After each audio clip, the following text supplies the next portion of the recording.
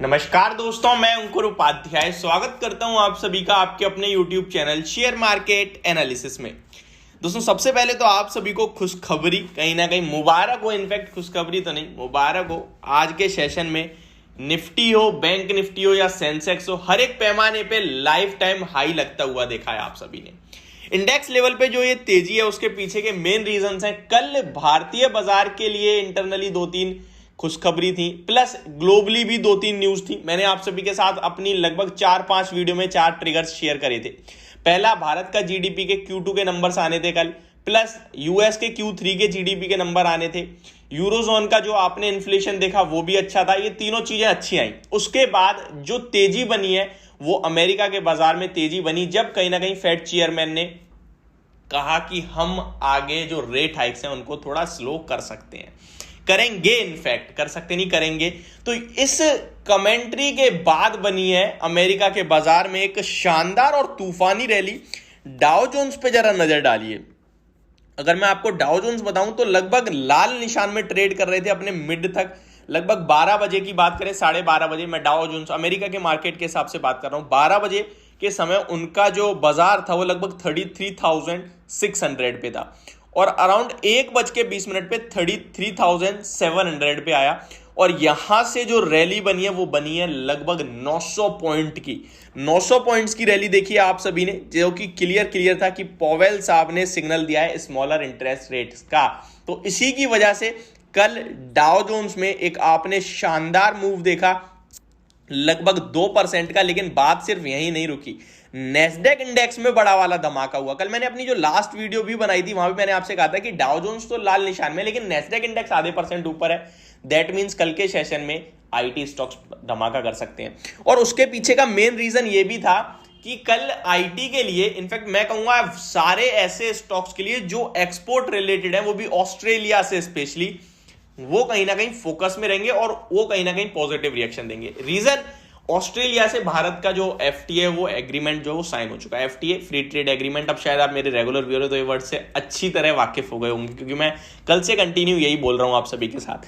Nasdaq index में 4.25% की शानदार तेजी और उसका आप सीधे सीधे इंपैक्ट देख रहे हैं भारतीय बाजार पे। लुक एट निफ्टी आईटी, लगभग 2.1% अप है। मेटल्स, हिंडाल्को, कल भी आपसे कहा था, परसों भी कहा था, 425 जब गिरा था तब आप लोगों ने कमेंट करा हिंडाल्को में क्या करें भाई, क्या कहा, 415 के स्टॉप लॉस से बाय करो। स्टॉक में स्ट्रेंथ है, 440 का पहला टारगेट, 460 का दूसरा टारगेट और may be it can hit 480।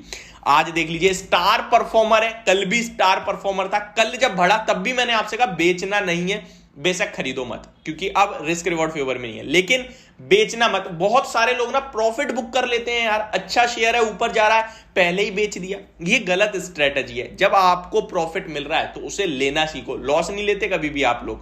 Notice करना, जब नीचे जा रहा होगा ना तो आप रुके रहोगे कि ऊपर आएगा ऊपर आएगा, लेकिन जब ऊपर जा रहा होता है तो तुरंत बेच देते हो। ये गलत चीज है।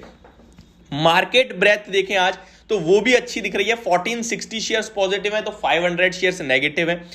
सेंसेक्स लगभग 0.4% अप है। निफ्टी भी सिमिलरली, बैंक निफ्टी भी। मिड कैप इंडेक्स में आधे % की तेजी और स्मॉल कैप इंडेक्स 0.77% अप है, यानी कि ब्रॉडर बेस तेजी है। सेक्टर परफॉर्मेंस, आईटी शानदार आउट परफॉर्म कर रहा है। मीडिया और मेटल ये कहीं ना कहीं लीडरशिप ले रहे हैं। वहीं अगर कहीं ना कहीं गिरावट की बात करें तो एफएमसीजी ऑटो में हल्की फुल्की गिरावट है, बाकी कुछ खराब दिख नहीं रहा है ज्यादा। निफ्टी की बात करें तो 30 शेयर्स पॉजिटिव हैं और 20 शेयर नेगेटिव हैं। नेगेटिव वाले में UPL, Cipla, Hindustan Unilever, Nestle यानी एफएमसीजी शेयर मैक्सिमम गिर रहे हैं।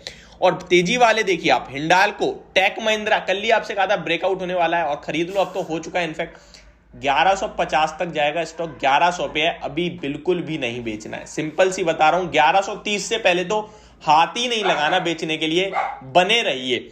ठीक है जी। टीसीएस 3500 का टारगेट था, 3460 आ गया है, 3500 भी आ जाएगा। 3300 पे आपको बाय रिकमेंड दिया था, तो बढ़िया चल रहा है। इन्फोसिस कहा था 1680 और 1700 जाने की तैयारी कर रहा है, चल दिया उसकी तरफ। एचसीएल टेक तो वन साइडेड 1160 के लिए जा रहा है, उसमें तो कोई रेजिस्टेंस है ही नहीं, तो उससे बैठे रहिए। अल्ट्राटेक सीमेंट कल भी पिक करके दिया था, 3 दिन से कंटिन्यू अल्ट्राटेक सीमेंट, मतलब कुछ लार्ज कैप स्टॉक में जहां पे हमने बाय कॉल दिया वो तूफानी रैली देते हुए दिख रहे हैं।